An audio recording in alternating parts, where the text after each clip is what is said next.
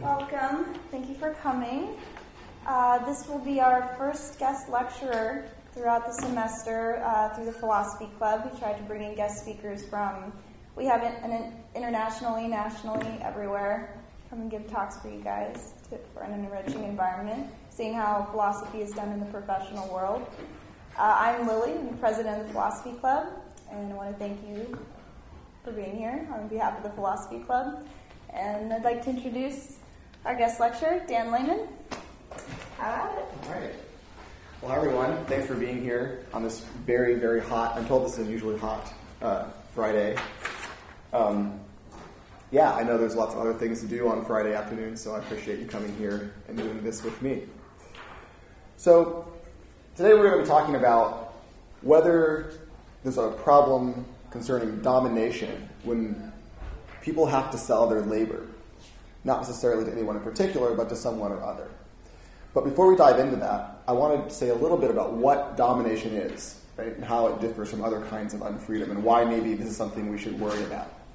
So, sort of the most intuitive sense of unfreedom, or sort of being constrained in a problematic way, is being interfered with, right? So there's an obvious sense in which a person is less free to the extent that someone else or some other group prevents them from doing things they want to do, right? That's sort of obvious. So, if I go and lock the door so you can't leave, I have, in an obvious sense, made you unfree. Okay? There's another sense of unfreedom that's different from domination. Different from interference, and that's domination. And domination isn't a matter of being interfered with necessarily, but rather with one person or agent having the power or capacity to interfere with another person or agent on an arbitrary basis. That is, simply because the powerful agent wants to. Right? So, to sort of get a grip on this, think of a master and a slave. So when the domination idea was being developed in classical Greece and Rome, there were lots and lots of slaves and masters. Right? So a master has complete sort of at-will discretion about everything concerning the slave's activities. Right? This is true, of course, even if the slave owner, for whatever reason, maybe the slave owner just likes the slave or is lazy or what have you, decides to let the slave do whatever he or she wants. So suppose you have a slave master who has a slave. The slave master is, say, very rich and very lazy. The slave master lets the slave have access to tons and tons of money, doesn't pay any attention to what the slave does. Right? That slave is not going to be interfered with much at all, maybe none at all. Certainly much less than normal people, right, who have less money and fewer resources. Right? But it still seems intuitively that that slave is not free. Right? Why? Because everything the slave can do is completely sort of under the utter arbitrary discretion of the master. If the master were to decide the money's gone, it's gone. If the master were to say, you no longer get to live, you no longer get to live. Right? So we say, look, the slave's not interfered with, right, very much, if at all. The slave is paradigmatically unfree. And that kind of unfreedom is called domination. Right? It's important to emphasize it's neither necessary nor sufficient for domination that interference occur. So let's think of some examples from literature. Many of you have probably read the play A Doll's House by Henrik Ibsen. In A Doll's House, a wife, Nora, lives in this beautiful home with her husband, Torvald. But the reason why it's called a dollhouse is that she's there like a doll on her husband's terms entirely. Right? Nothing there is really hers, or really an extension of her will. Everything there is her husband's and an extension of her husband's will. Were the husband to simply change his sort of attitude towards her, everything would change for her, even though he is in fact, inclined to bestow many luxuries upon her. So you don't need to have interference, just like in the slave case. Now here's another case to show you that interference is not sufficient for domination. In the Odyssey, there's a scene where Odysseus has his sailors tie him to the mast of his ship for the purpose of being able to listen to the sirens. Right? The sirens are these like mermaids, kind of, who sing to lure sailors onto rocks. He wants to hear them, but he knows that if he's not tied up, he'll steer the ship into the rocks, because that's what happens when you hear the sirens. So he says, confine me, interfere with me drastically, tie me to the mast, right, so I can hear the sirens. Clearly interference. He's massively interfered with. He can't do anything because he's tied to a mast, right? But intuitively, look, he's not dominated because that's on his terms, right? Not those of the people who tied him up. So interference is neither necessary nor sufficient for domination. It's a kind of unfreedom that's quite distinct from interference. Okay. With that in mind, here's a question. Most of us have to work for someone or other, right? Very few of us can just simply avoid selling our labor to other people. Okay.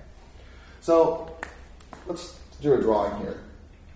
Up here, call these the capitalists. They're going to have little top hats, because we know that's apparently what capitalists wear. I would give them spats, but I don't know how to draw spats. Okay. Down here we have some workers. They don't have top hats. And this is all appalling, and I apologize, but I cannot even begin to draw. Okay.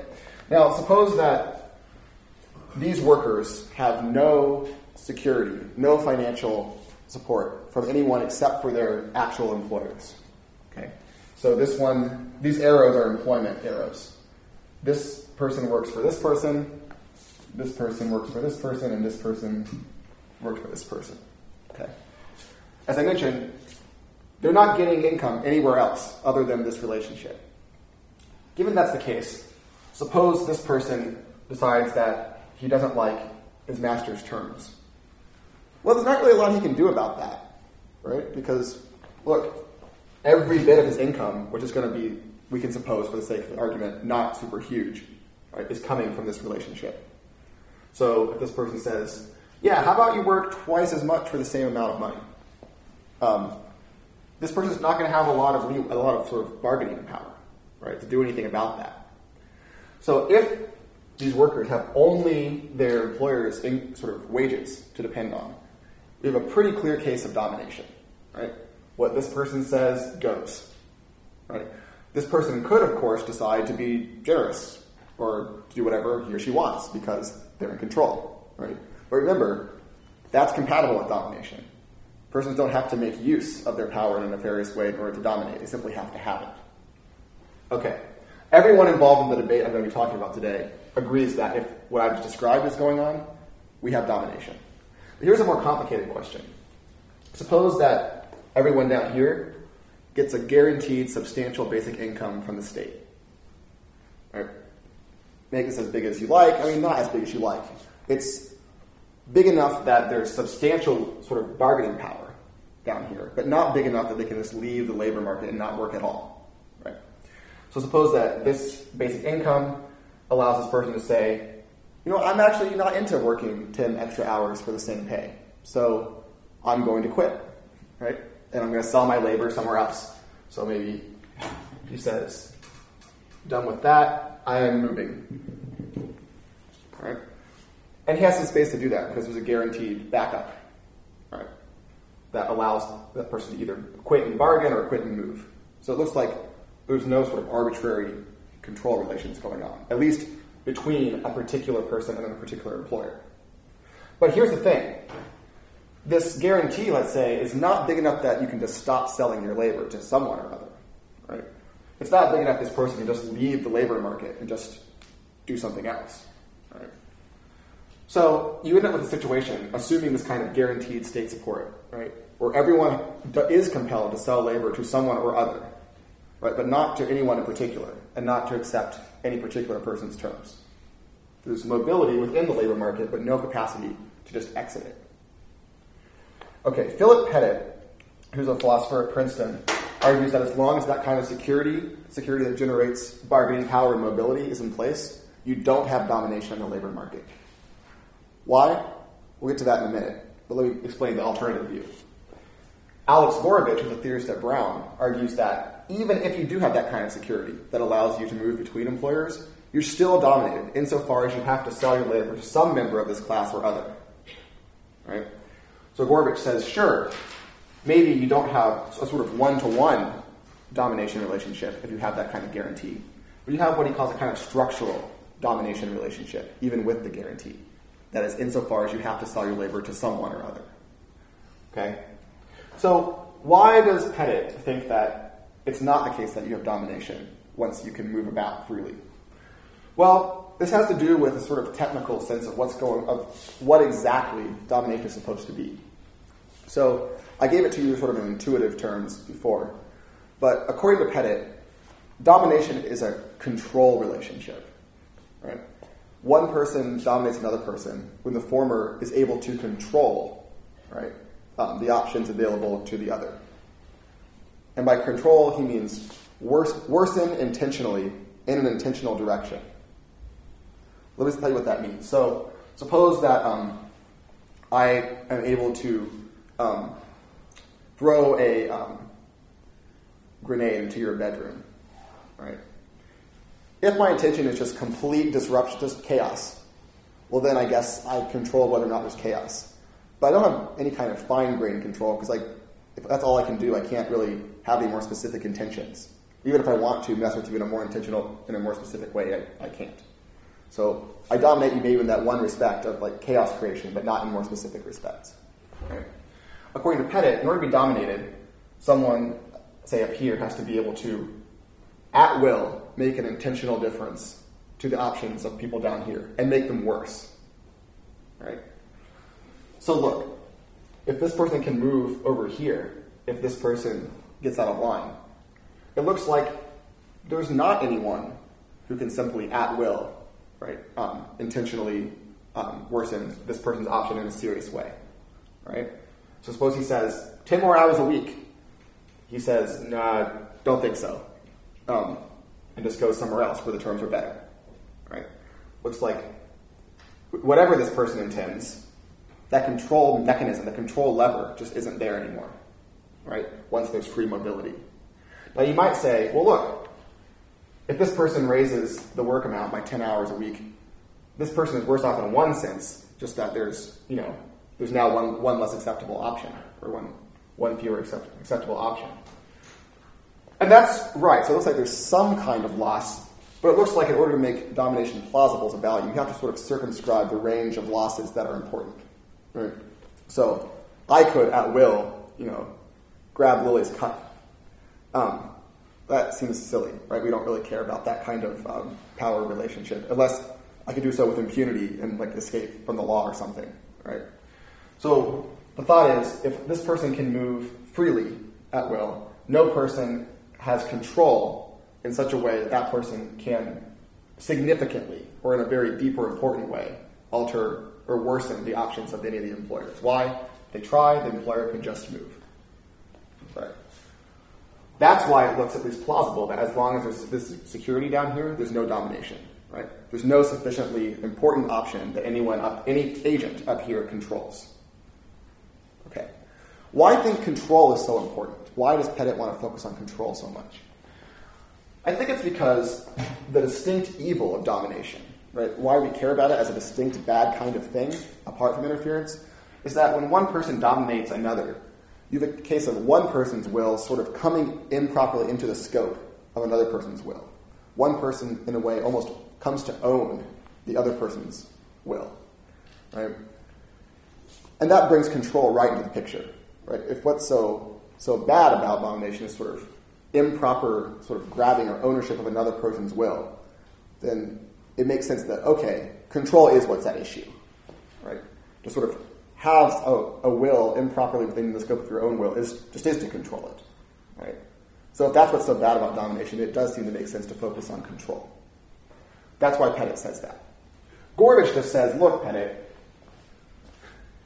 sure there's no agent that can make such an intentional difference, but there's all these agents up here. And look, this system that everyone still has to be a part of, and it didn't appear by magic, right? It's maintained intentionally by the people who benefit from it, right? So Gorbich says, there is intention, even if people can move around freely, so we should count the systematic kind of dependence on the market, not on any particular employer in the market, as domination nonetheless. That's the dispute between Alex Gorbich's interpretation of this situation, that is his Republican domination-based interpretation, and Philip Pettit's Republican domination-based interpretation. here's what I want to do in this talk. I want to adjudicate this, but not just for the point of sort of settling a dispute. Right? I think that Gorovitch is on the technical point of whether domination occurs even when you can guarantee the chance of free movement.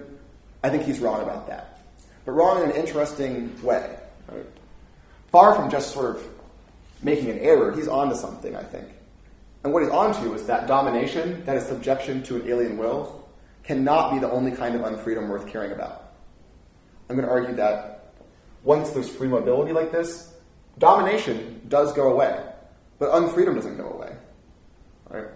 What we learn from Gorovitch's critique, which he calls the labor Republican critique, is that we need a more complicated conception of freedom if we're going to capture all the ways that we can be unfree in these kinds of situations. We need to add two other kinds of unfreedom, which I'll call restriction and oppression, to the lineup along with domination. So, although I'm going to say that Alex Gorovitch is not quite right, he's right about something that's even more important, right? Which is that the whole shape of our thinking about unfreedom has to expand. Once I've said that, I'm going to consider a second question, which is, once we've reclassified what's going on here in terms of a different kind of unfreedom, is Alex Gorovitch's conclusion about how we should fix the situation, which is that we should all have collectively owned firms, still successful? Is it true that we need to have collectively owned firms in order to avoid what I'm going to call restriction? Gorovitch thinks that we need collectively owned firms in order to avoid domination, structural domination. Once I've altered the framing of freedom, I'll ask, is that still true? Do we need collectively owned, democratically controlled capital in order to not have what I'm calling restriction in the labor market? And I'm going to argue probably not necessarily. And then I'll conclude with a remark that maybe should make us think that private capital has a slight advantage over collectively controlled. That's going to be more of a suggestion than a full argument. So that's how the talk's going to go. Okay, so my first point is going to be why we should not think that there's still domination when persons are guaranteed by the state the capacity to move between employers and departments. The basic idea is this. I'm happy to grant that this structure, this whole setup, is intentionally caused. That seems plausible to me. Right? It seems plausible that persons with more power in the system behave in ways so as to intentionally maintain the structure of the system. In any case, I'm happy to grant that for the sake of argument. Okay. However, it's important not to confuse intention or intentional causation, right, with control. Right? Every case of control is a case of intention, right? But not every case of intentional causation is a case of control. Right? So, recall that in order for there to be domination and the distinct evil of domination, which is the sort of capture of one will by another, right? Some agent needs to be able to, at will, sort of intentionally worsen another agent's situation. Okay, supposing everyone can move about, right? Who might that agent be?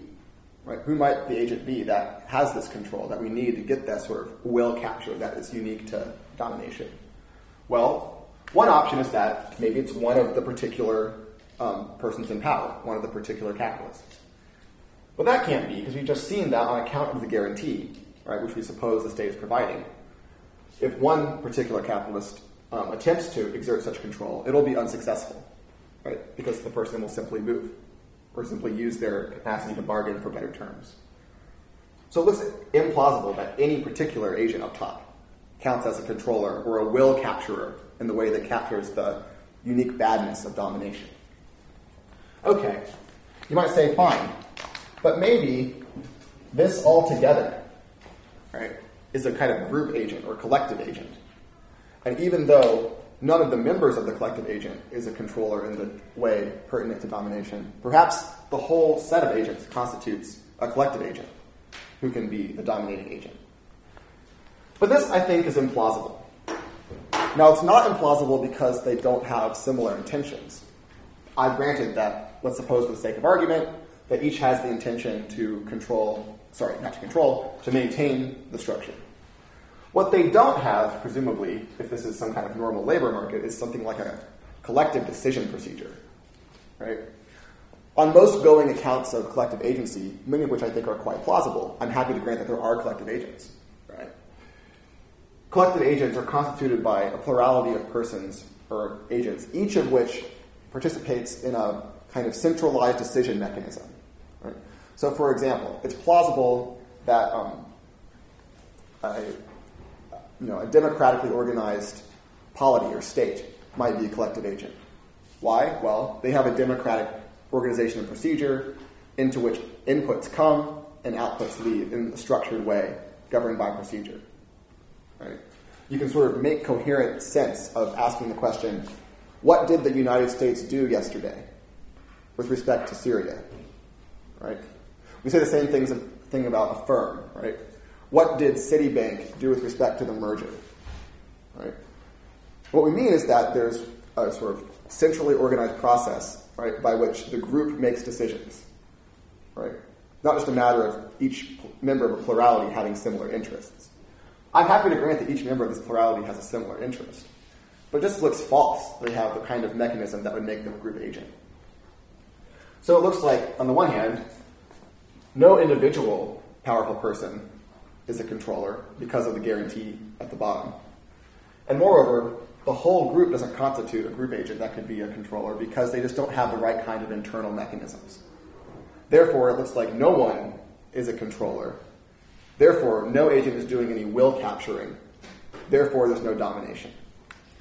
For that reason, I suggest that with PEDIC, once you have a sufficient basic income guarantee down here, you're not going to have domination.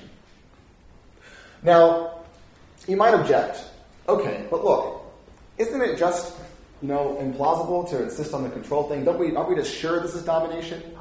Why not just go for a weaker framing of domination, where we have an intentional causation standard, right, but not some kind of control standard, right? Why not do that? Well, there's two reasons. One is that the distinct evil of domination, which is sort of the capture of one agent's will by another, starts to have only a tenuous connection to domination if we drop the control requirement. Right? If all you need is for some barrier to be in place that was intentionally caused by another agent, but which the creating agent can't then alter at will, it's not at all obvious that anyone's will has been sort of captured or taken over by anyone else. Right? Someone has just harmed someone else, which is different. But more importantly, it doesn't really seem that, the fact that people up here intend for the system to exist really makes that much of a moral difference. Right? And to make that clear, consider a sort of maybe not so fanciful example. Imagine that each member of this class was born into that class. Right? And growing up in the system, they have never considered the possibility that the system could be any other way. Right? Just like you and I don't consider whether maybe we should maintain the practice of drinking water. I've never intended to maintain the practice of drinking water because I don't think about whether that might be otherwise. Right? If no member up here has ever thought about the possibility of the system being otherwise, they probably haven't intended to maintain it. Right? You don't intend to maintain things you can't imagine not being that way. But look, if everyone up here can't imagine this not being that way, the way it is, that doesn't make things better. That makes things worse. Right? That means that things are so deeply ensconced that the possibility of alteration is not even in the minds of the powerful. So in that case, you have no intention, that is no intentional creation of the system, but surely not a moral improvement. If anything, you have something that's morally worse, right? Because the system is all the more deeply ingrained. So it looks like if you move from a control standard to an intentionality standard simpliciter, you lose the sort of connection with the distinctive evil of domination, and it doesn't look like that's actually morally pertinent very much. You might further push, okay, well, I'm just sure this is domination, so why not drop both the intentionality stuff and the control stuff and just say, look, there's a system that people are trapped in. What I want to say to that is, at that point, all connection to the will capture master-slave paradigm is just gone. Right? At that point, maybe we have an evil, but we've just changed the subject. Right? We've sort of lost sight of what we started doing.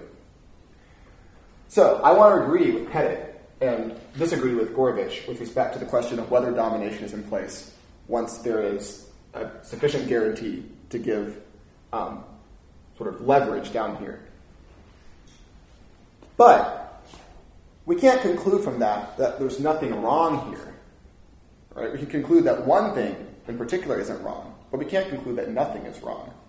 Moreover, we can't even conclude that there's no unfreedom going on here, unless you stipulate that the only way you can be problematically unfree in a social system is by being dominated. But why think that?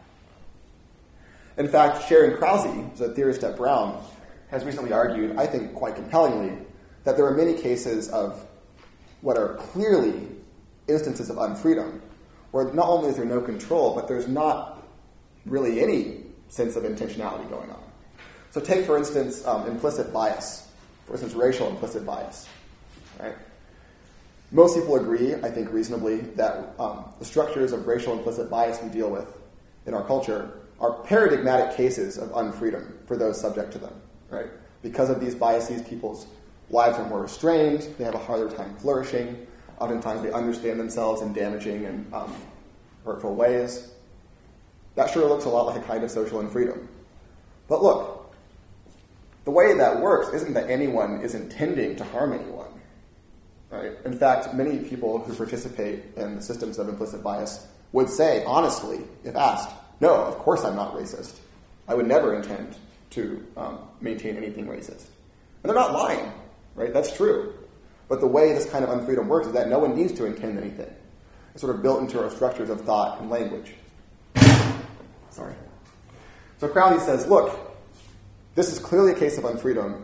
It has no obvious connection to people intending to maintain a system of unfreedom. So it just can't be true that all unfreedom of the kind we should care about in social systems has to do with intentionality. Therefore, it can't be true that the kind of unfreedom we've been calling domination, which Philip Pettit talks about a lot, is the only kind of social unfreedom. Because if it were, we couldn't count implicit bias and such things as unfreedom. But that's crazy. Of course there are cases of unfreedom. So I have this on your handout. Sharon Krause distinguishes between, on the one hand, domination, right, and on the other hand, oppression, where oppression needs neither intentionality nor control. What I think we learn from Gorovitch and the labor Republicans is that although there's no domination in cases like we've been discussing, there's something else, a third kind of unfreedom that goes along with domination and with with oppression, which I'm going to call restriction. So I have a little chart here on the second page. So in the case of domination, right, you do need to have agential control. That is, some agent needs to be in control of another agent's options. But it's not necessarily the case that anyone has to intentionally institute anything. So we can imagine a situation evolving without any particular planning, right, where some people end up with control of others. In fact, that probably has happened throughout history. Right? People have ended up having others under their thumb without anyone deciding to put them under their thumb. Right? And that doesn't matter for domination, because what matters for domination is not the intentional institution of any kind of barrier or anything, but rather the simple fact of someone having someone else under his or her thumb. That's domination. And as I said, we'll get to distinctive evils in a minute. Oppression, which I've attributed to Krause, is unfreedom that doesn't require either a controlling agent or intentional institution. Such things as bias in language, implicit bias, constrict us, make us unfree without anyone being in control of them, with those systems, and without anyone intentionally instituting them. Right? What I'm suggesting is that there's a third kind, right, called restriction. In this kind of case, there is intentional institution of a kind of system of barriers, but not one that features control of one agent by another. Like this. Right? In this situation, we've accepted, for the sake of argument, I think plausibly, that those who maintain a system, those on the top of a system like this, probably do intentionally maintain it. They perform actions that they intend to cause it to exist. Right? But there's no agent with the control needed for domination. But just like Krause points out, look, cases where there's no intentionality or control have to be able to count as unfreedom. Surely, it has to be at least conceptually open that this is a case of problematic unfreedom, even though there's no control, right? So let's call the kind of unfreedom, the kind of morally bad, socially objectionable unfreedom that can obtain when is intentional causation, but is not control, restriction. So we now have three kinds of of unfreedom. Now, in order to sort of further motivate thinking of these things this way, let's go ahead and go through the distinctive evils of each of these kinds of unfreedom. If you're going to distinguish them as different ways of things can go wrong, there better be some kind of wrongness attached to each of them. Right? And I think there is. So as we mentioned at the beginning, what's wrong with domination? There's a foreign will. The dominated person's will comes improperly to be sort of owned or fall into the scope of another person's will. That's what's bad about domination. But there doesn't necessarily have to be any formal social limitation. Imagine a case where you have a slave owned by a master who's so rich, we've been through this, but if the master says, let my slave pass with my money, there you go, right? In the case of actual slavery, there were of course formal limitations as well. I was making the conceptual point. In the case of domination, is there necessarily any informal social limitation? Not necessarily, because everyone who's powerful could just decide not to limit people, right? But there will still be the condition of being under someone's thumb. Let's take oppression. Does there has to be a foreign will? No, there doesn't. No one has to have you under their thumb in order for you to be oppressed, right? No one has to have your will inside the scope of their will. Is there probably formal social limitation? I have not usually. Well, you could say not necessarily. So suppose that, take racial implicit bias. Are there formal limitations that are constituted by implicit bias? Not usually. Right? Usually, if you go to the law books, you'll see strict equality. Right? You go to the sort of official norms of businesses, you'll see strict equality. Right? Any sort of formal measure you might turn to, you're going to see strict equality. Because the unfreedom of implicit bias and structures of language and so forth operates at an informal level. You end up with an informal limitation, which is no less damaging for being informal. Right? Many people will say, look at these rules, look how egalitarian they are, as a way of replying to charges of sort of oppression. But that fails to take into account the badness and the possibility of the badness of informal social limitation. And now restriction. Do you need a foreign will? No. Right? My point here was that there is no foreign will. Right? Is there usually formal social limitation? Yeah, usually there is in cases of restriction. If I'm a worker, right, and I have no choice but to sell my labor to someone or other, that's not some sort of informal floating in the language kind of problem. That's a problem ensconced in law. You don't get property that you need, right, unless you enter into one of these relationships. That's fairly formal, right? But do I need to have any informal social limitation? I have not usually. You could have not necessarily. You might, right? But that's not what's sort of notable about this kind of unfreedom. Now I want to emphasize that I had, not usually and usually and, vice versa, because the badness of oppression and restriction, those two evils can and do bleed into each other. I don't mean for those to be sort of strictly distinct kinds of badness. What's important to me here is that we notice the sort of wide scope of the evils of unfreedom, not sharp distinctions at their joints. So note that I'm not claiming that there's no bleeding between these two kinds of badness. There certainly is, and there often have been in history. Many cases of formal restriction have generated cases of oppression, for instance. And I don't mean to be denying that. I'm just drawing the conceptual distinctions.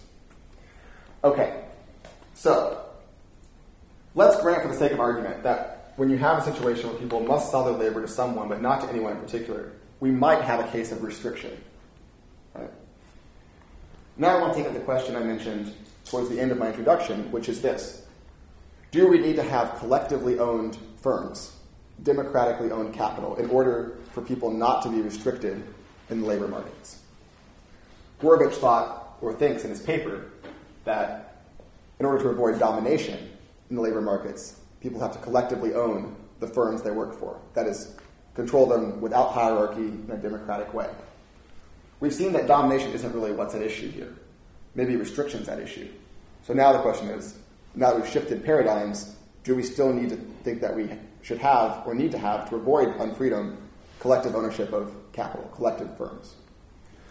I'm going to argue that we don't necessarily need to have collectively owned firms in order to avoid restriction in labor markets, although we do need measures of a certain sort.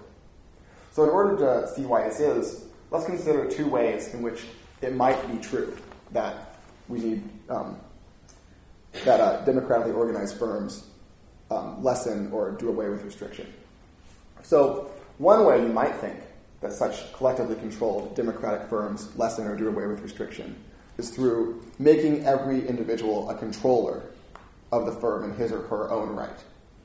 So you might think, and many of the 19th century labor Republicans who argued that the Republican values of non-domination could help improve the situation faced by 19th century workers, they often suggested if we only owned all the capital, all the companies together, democratically, right, then each person would end up being a controller. Each person would control the power that was at work over him or her in economic life. But I don't think this is true. And the reason why I don't think this is true is what I call the problem of the wrong controller. So let's suppose that all of us here in this room are equal co-owners of a democratic firm, right? A big old pot of money, say it's invested in some way, we're offering some goods and services. There's no hierarchy, no managers. We decide on how everything is done collectively through a democratic procedure, and we get equal pay from our collectively owned capital. Each of our inputs, just like in government, that is, each of our votes, is weighted the same. Now, it seems plausible to me that we all constitute a collective agent together.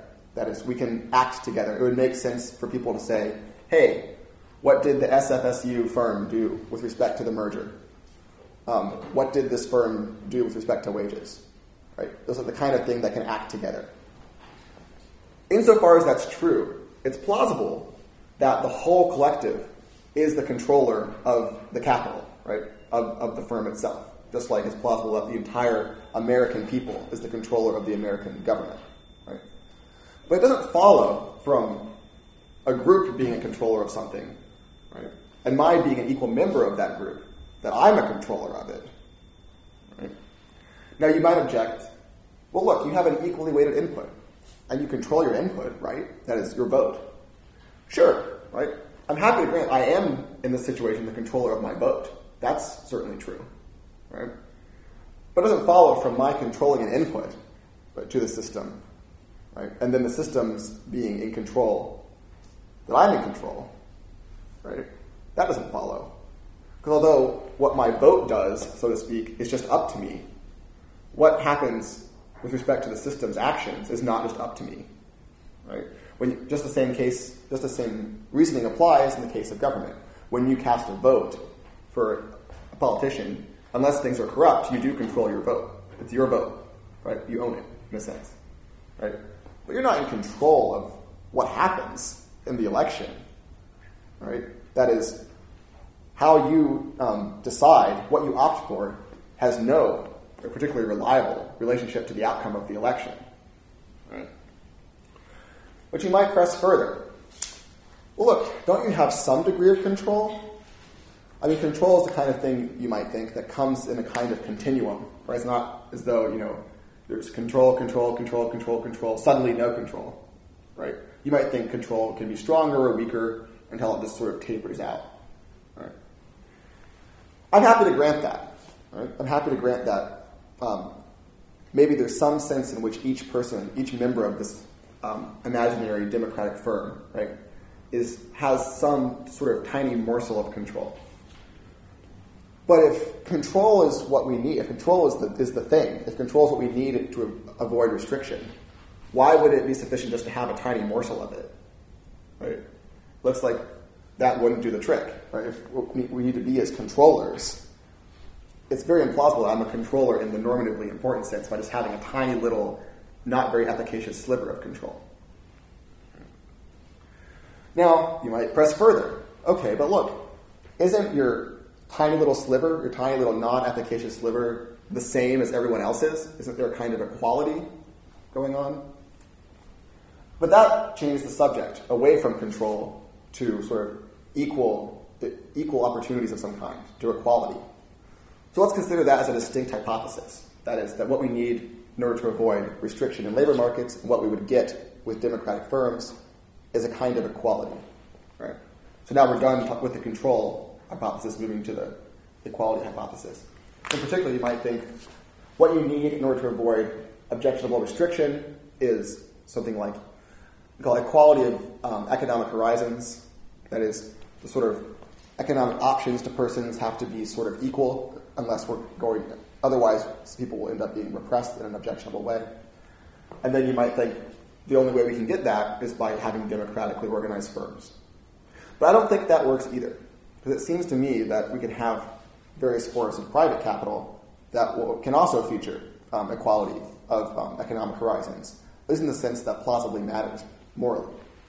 So it's certainly true that under current models of private capital, the condition of sort of equality of economic horizons is not remotely close to being met. Right? Various things would have to change. In particular, everyone would have to sort of enter economic life sort of reasonably taking his or herself to have the same kind of shot, right, as others of similar dispositions and talents. Right?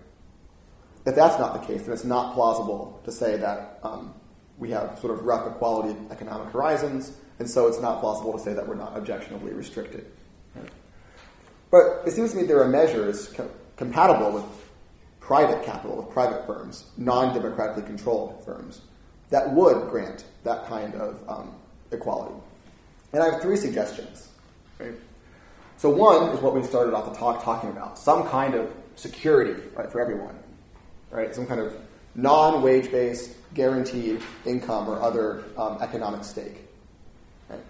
So long as all of sort of the majority's economic sort of stake in the economy comes from up here, we're not going to have the kind of equality of economic horizons I'm talking about, right? So there has to be some sort of guaranteed standing in the economy that's not up to those at the top of the economy, right? That's one suggestion. Another one has to do with inheritance, right? It's very difficult, and famously very difficult, for people to take themselves to be equals with those who rank more highly than them in societies when high rank comes with birth. One of the sort of great pressing sort of thoughts of the American Revolution, for instance, was that this society is not going to have a nobility. It's not going to have inheritable classes. They had in mind sort of legal classes, the sort of lords and ladies, right, which existed in 18th century Europe, right? And their thought was, as long as we have those, we're not going to be, in some sense, faced with equal horizons, no matter who we are, right? Some people will just be lower than others, sort of in virtue of where they stand in the society. And that, they thought, was inherently objectionable and what I would call restricting. Right? By the same token, right, and this became a sort of rallying cry during the 19th century, you can have economic sort of quasi-nobility, right, as long as large amounts of capital are inheritable the way that noble titles are inheritable, right? And just like it's hard to understand yourself as having equal horizons with a nobility, if there are nobility, it's awfully hard to understand yourself as that kind of equal. If you're born down here, people are born up here, and that's how you come into this market where you're supposed to be equals. So I suggest that in order to have private capital that's compatible with non-restriction, it would have to be a very, very serious alteration or possibly altogether removal of the sort of capacity to transfer large amounts of capital, or maybe even very much capital at all through inheritance. Right? We're not going to have equal horizons so long as there's a sort of birthright class of or sort of caste, right, who have sort of more power in that arena. And finally, which is closely related, is what John Rawls, a recently deceased Harvard philosopher, called fair equality of opportunity. This is not distinct, but it's worth mentioning in its own right. And the idea there is that persons of roughly equal talents and interests must have a roughly equal shot at achieving desirable positions in the various markets that constitute the economy.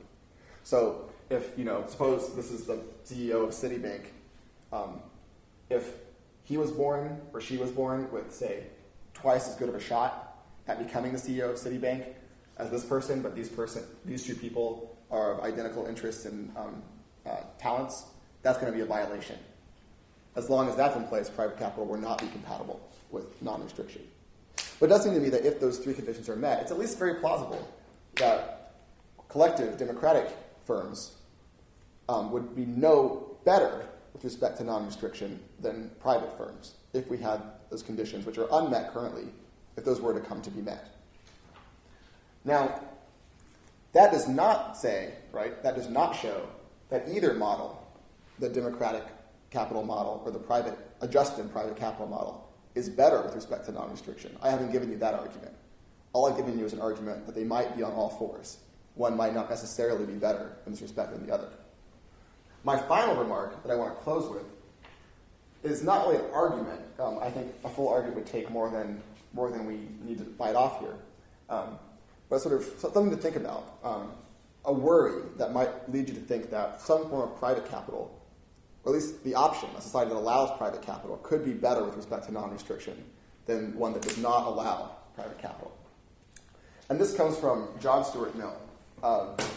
John Stuart Mill was as you may no doubt know, a very important 19th century thinker who, in the beginning of his life, was very strongly opposed to socialism. At the end of his life, largely under the influence of his wife, Harriet Taylor, became very sympathetic to forms of socialism. So the passage I'm going to read you is from his final work on socialism, from when he was very sympathetic to the socialist cause. Right?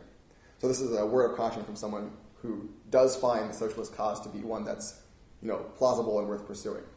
So Mill writes, and I should note, in this passage, when he says communist, he doesn't mean Marxian communism. He just means any form of collective ownership.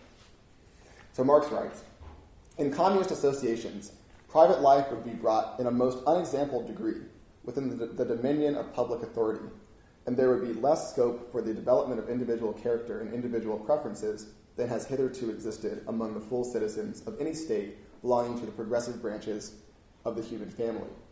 Already in all societies, the compression of individuality by the majority is a great and growing evil. It would probably be much greater under communism, except so far as it might be in the power of individuals to set bounds to it by selecting to belong to a community of persons like-minded with themselves. Now, could we have a regime of only collective firms, no private firms allowed, where everyone could, as Mill says, select to belong to a community of persons like-minded with themselves? Maybe, but I think that might be tough, right? Would there be a possibility of not having a sort of restricting compression of individuality, right, when our entire economic lives are subject to majority vote? Maybe, but it's not obvious, right? It's not obvious that we wouldn't have a problematic kind of restriction there, just as we can have problematic restrictions elsewhere. Now, Mill didn't settle this question himself. He thought it was too hard.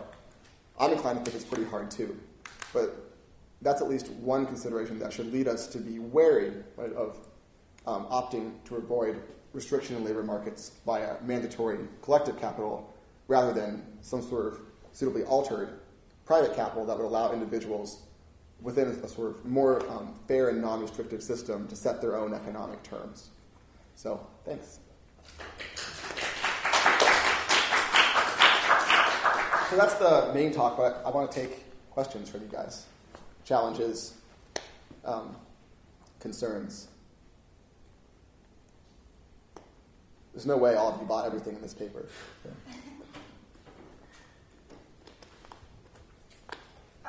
Yeah.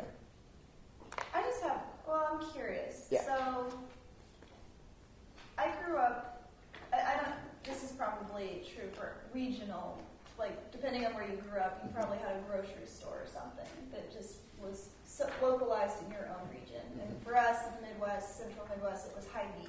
Okay. Or there's a helpful smile in every aisle. Okay. So, and the thing about Hy-Vee was that they would always seemingly brag, Like, it was kind of a brag. We're an employee-owned store.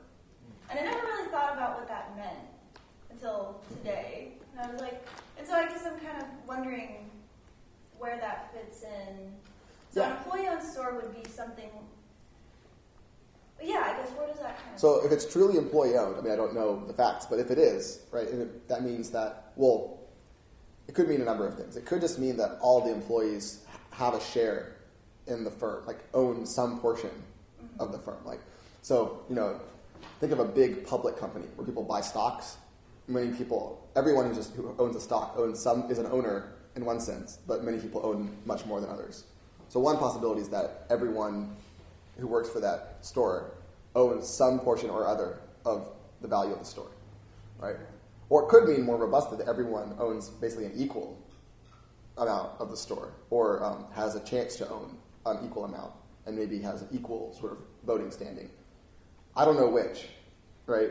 Yeah. If you were of the sort of mind that Gorovitch and the Labor Republicans were, you would want the second demanding option. You would want everyone to own more or less, or at least have the shot to own more or less the same amount of the firm's capital, right? And exercise the same influence on its direction.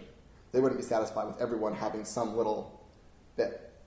Why? Because they thought, if you have everyone owning a little, that's really not that much better than owning nothing, as long as there's a big gap between those who own a lot and those who own a little, right? Because the control will still be so unequal.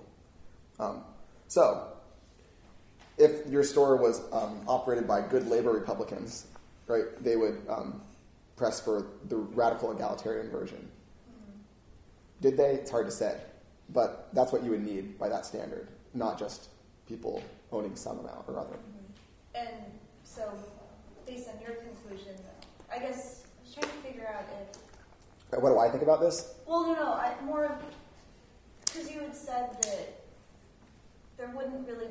I guess there's not much incentive to have, like you said, private firms over, like, collective firms. And I was just trying to figure out, like, which one Hy-Vee would be. Well, it would probably... So, in the sense, I was using private to mean... Okay. So, I should clarify this. I was using private to mean owned by persons who are distinct from the workers. Okay, yeah. Yeah. Or at least owned more by persons distinct from the workers than by the workers. Mm-hmm. Right? That's what I meant by a private firm, right? Okay.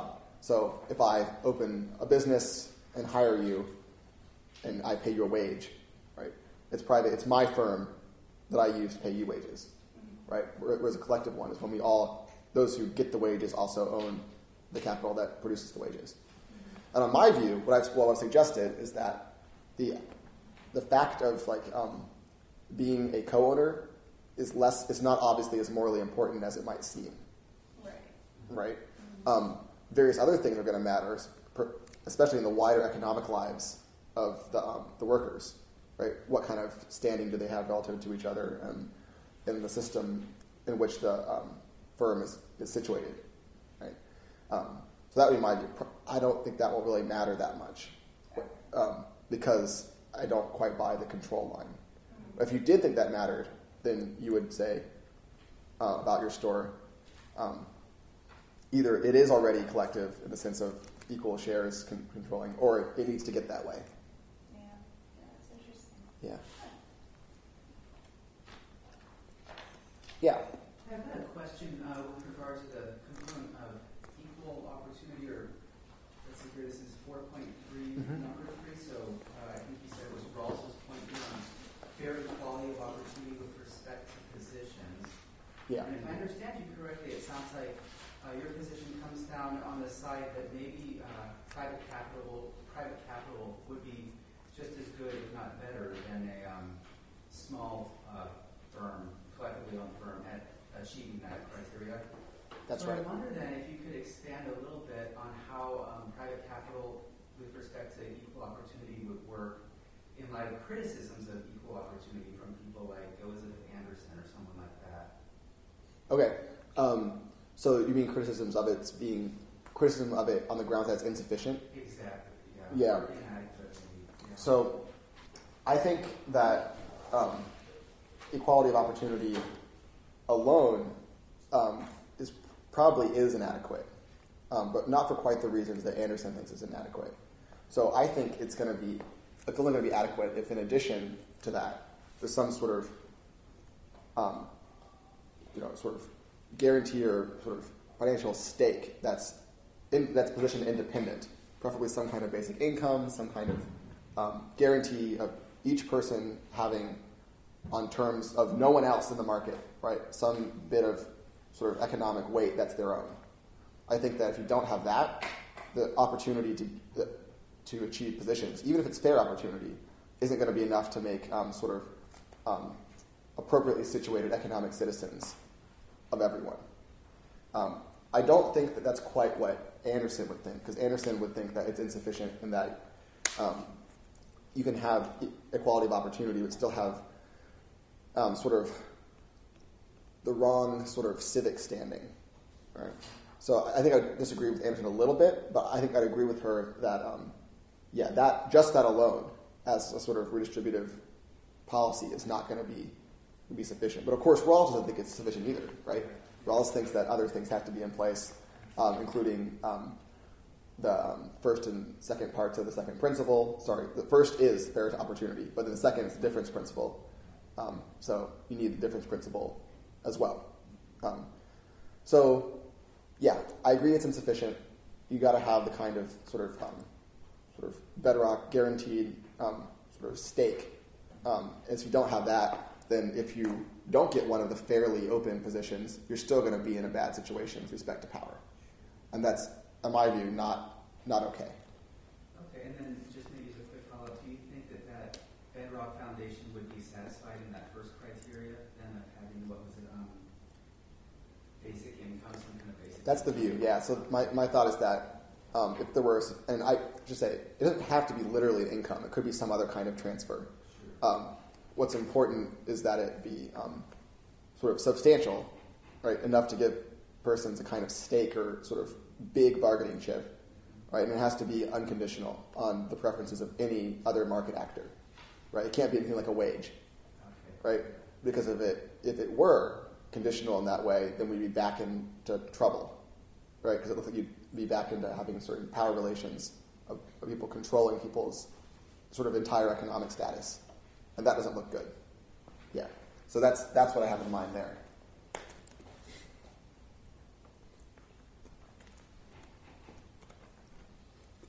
Yeah. I got a question that's kind of orthogonally related, if that's okay for now. I'm really interested with the way you discussed control, right? And we're very interested in who has it, who doesn't. And so you gave it's like a normative kind of factual definition, but then you also established that you can define it, in terms of a continuum. And so maybe to give an example, let's say, okay, if I'm the sole decision maker in a particular process, then you can give my control value 1. Right. Right. Let's say there are 2 of us. Now I get a control value of 0.5 and so forth. What's interesting is regardless of why it's only orthogonally related is because as soon as it becomes relevant at this point, it is a problem of vagueness. But as soon as now there are 2 of us making a decision and we each have control of 0.5, I think we established before at that point that's a coin flip. That's not control. Even though it is vagueness, there are still clear polar ends. Right. So I think for this particular thing, this is an actually issue because no, that's not control, and there's not really a scenario where we're going to have 0.7 degrees of control. Yeah. But let's say we're in a different circumstance where we do. It seems that regardless of which way you choose to define it, semantically speaking, it's 6 of one, half a dozen of the other. And at some point you need to make a normative distinction and say, okay, this is the cutoff. And it can be arbitrary, but you can say, okay, here's the cutoff point. Once you have 0.75, that's just an example. Yeah. Now you have control. And the question is, what would be, because clearly we'd like to do that because these aren't just, pie in the sky things. We'd actually like to enact this and see how it goes. So obviously that's a big question, but how would you go about doing that? I guess? Yeah, so great question. So all right. I think it's very important for people who think that control sort of is ultimately sort of the thing, right? That's gonna sort of make us free or not socially to deal with the vagueness problem somehow. Now, so in the first part of my reply, I'll say what they could do, but then I'm going to say why I'm skeptical that we should be in that camp exactly. Okay, cool. Okay, so someone who thinks that, like Pettit, is, I think, going to have to, well, putting aside the details of what Pettit actually says, I think they are going to, for particular institutional purposes, have to institute a cutoff, right? But I think that they could probably, it might be available to them to do that pragmatically, right? To say, look, we have an interest in getting our freedom to go as high as it can go. That means we need to maximize certain kinds of control and minimize other kinds of control, like perverse control. So we need to do our best to build a system that gets us to the highest levels of desirable control.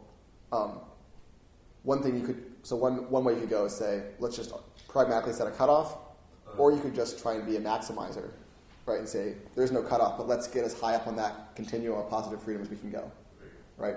Keep trying to maximize, and if you're just trying to maximize, you don't have such a pressure to have a cutoff as you would if you were a satisficer. If you want to just have a satisfactory level. I'm concerned, though, so my actual view is that the control thing is kind of misguided. So I argue that we don't get acceptable levels of control for individuals in any plausible democratic setup of a firm or a state. So I think you're always stuck with very low levels that are not plausibly enough by any cutoff. Right. I think that's sort of endemic to the control approach. That you're, so long as you think that you're going to be free or not, insofar as we control or not, you're going to have a problem of very low levels and not, you won't meet any plausible standard. Right. So I think the Republican project should not be so much worried about making those subject to power controllers of power, as they should be concerned with trying to make it the case that no one at the top is a controller of power. Right, so for instance, instead of trying to make it the case, moving now to a government example, instead of trying to make it the case that each citizen is a controller of the government, I think that's not going to work. Try to make it the case that no government agent is a controller of anyone. I see, okay. Right, so that would be a project of removing control at the top rather than instituting control at the bottom. Okay, very good. Right, that's what I think we should try to do. And that, I think, is much more promising than trying to get control at the bottom. And that you could say the same thing about firms, right? What's important is that firms be structured not so that individuals exercise some maximized or acceptable level of control, but that, in this case, executives or someone, right, don't personally exert very much control. You'd have to be some kind of stricter bylaws that would limit, right, the sort of scope of their action with respect to people elsewhere in the organization. So that's what I think should be done. Yeah. Sort of do away with, we're concerned about control removal at the top rather than control institution at the bottom. Because you're always going to get unacceptably low levels if you go the other route.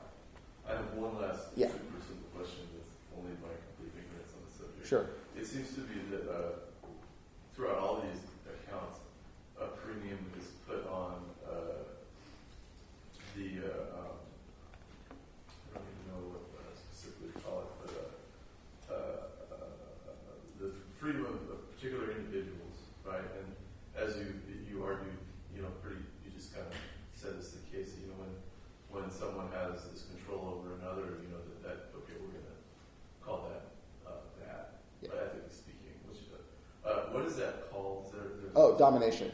No, just the premium placed on the freedom of each individual.